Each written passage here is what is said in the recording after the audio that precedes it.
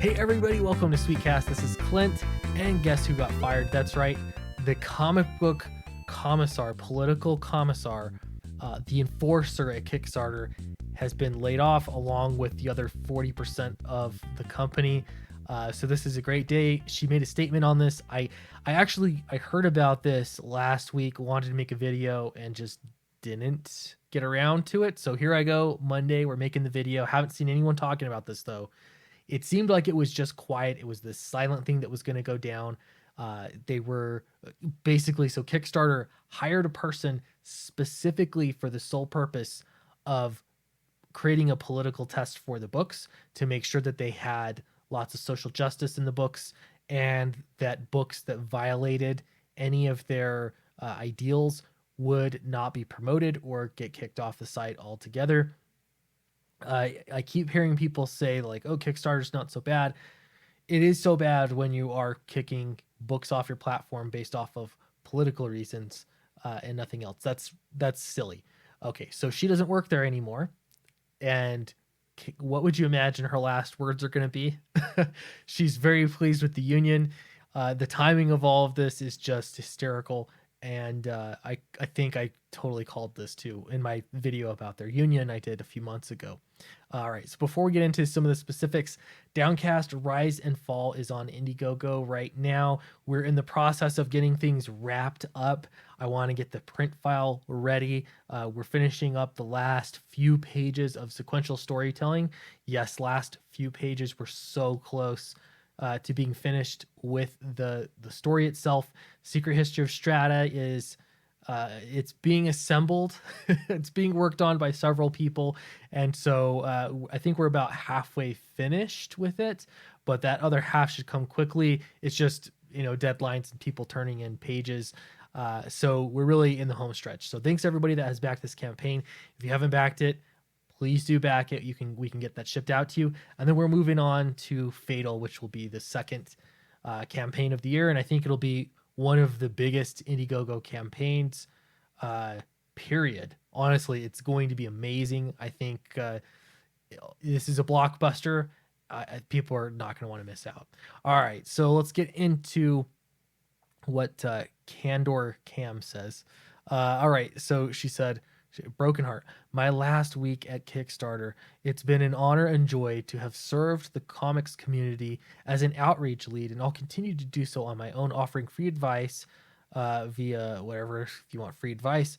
In the meantime, here's my love letter to creators and my colleagues at Kickstarter. So basically, this is just, you're leaving an organization and you want to say some things. All right. So, but starting off here at the second sentence, losing your job because your company is so fragile and it cannot withstand a pandemic is seen as a good thing. Like, I don't understand that. So she says, speaking of comrades, I want to give a shout out to Kickstarter United.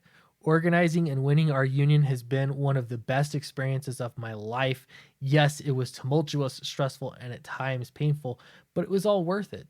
And I would do it all over again in a heartbeat because our union and our incredible collective bargaining committee, we were able to negotiate a severance package of a 4 months pay with 6 months paid Cobra, So yeah, I got fired and I got my 4 months pay.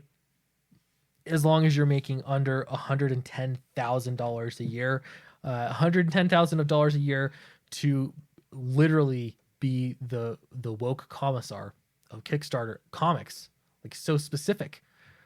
Were you making over or under $110,000 a year? This is just blowing my mind.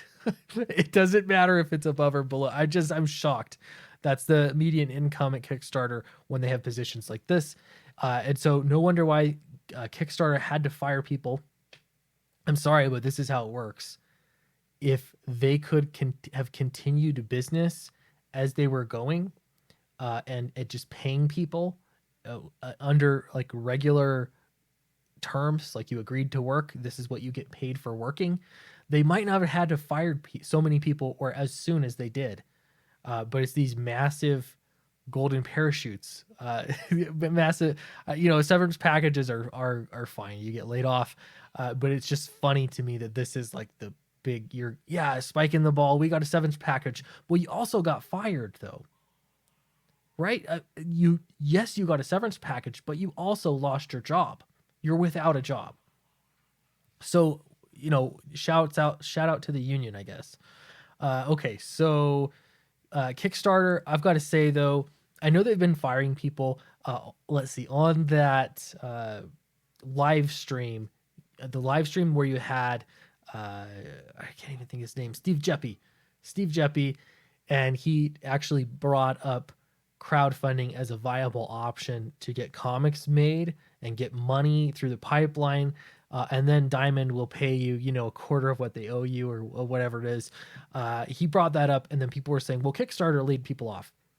I don't really think that Kickstarter laid people off because of the lack of campaigns, because I'm looking around and I'm seeing massive campaigns, even on Kickstarter, even in comics, that are actually doing really well. Jeff Lemire's campaign, he's making, I don't know how much, he's got over 100K.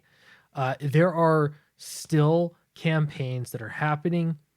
I kind of think that this is the best time. Let's pretend for a moment that you're the CEO of Kickstarter and you see that now you've got a union. You've got all these people watching you with really big fat paychecks, and they just want more, so that they can be woke, paid to be woke, professional wokeness. And then here you go. Here's a pandemic. What's the best thing that you can do? You could use this as an excuse to clean house and drain the swamp, so to speak. I'm sorry, but that's kind of what makes sense to me. I don't really believe that campaigns are down so much that they had to lay off 40% of their staff, only because they were such a terrible position. They were such fragile as a company that they had no option other than to lay people off, or it was just good timing. All right, let's see. Everyone's helping. And again, the biggest thing to all Kickstarter United, that's a union. Yo, we effing did it. We won the first tech union in history. We may not have agreed on everything, and we have made mistakes, but what resulted has been so gorgeous and resilient. I can't even begin to describe how much I will miss you all. There's like no self-awareness. What you achieved is 40% layoff of the company. That's what you achieved. Why? I don't get this. I don't know. Let me know if you if you think this union idea was a great idea. Let me know why you disagree. That's okay to disagree. I'm just in awe.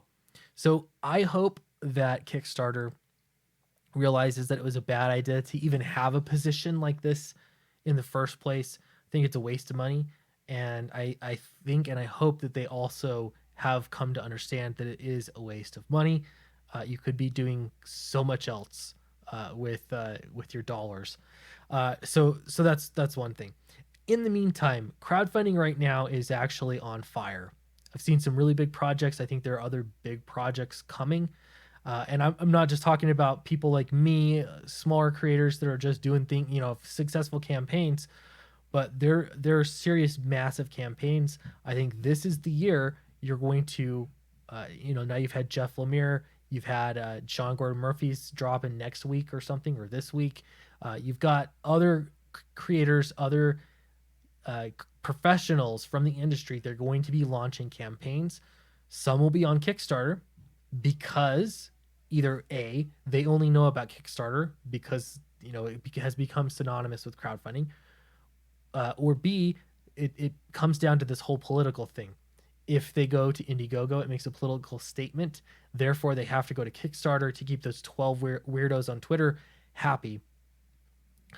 Regardless, you're going to be having a lot of people moving to crowdfunding. I'm curious what it's going to do to crowdfunding. Honestly, I'm going to stand by this. I think crowdfunding, it is you bring people to back your campaign from elsewhere. You've got to have something else, YouTube channel, Instagram, whatever, a career in comics with comics fans that follow you. You've got to have something else that drives people there. Generally speaking, most backers aren't just there perusing on Kickstarter to see what is what's up, and they're gonna just back whatever they happen to see. So it'll be interesting to see. I think you're going to see some pros that are going to fall flat on their face and realize that crowdfunding is really tough and they're not actually bringing an audience there. Or also, you're going to have some that realize how awesome crowdfunding is and they see how much of an audience they really have. And it would not surprise me at all if you're going to have more people leaving Marvel and DC altogether, because why wouldn't you? You're going to get a much bigger piece of the pie. So we'll see. There's also the competition factor. So much. Honestly, just letting this year play out will be an interesting time. So let me know what you think in the comments below. If you like content like this on the comic industry, please give me a thumbs up and subscribe. That really, really helps out the channel. And I will see you next time.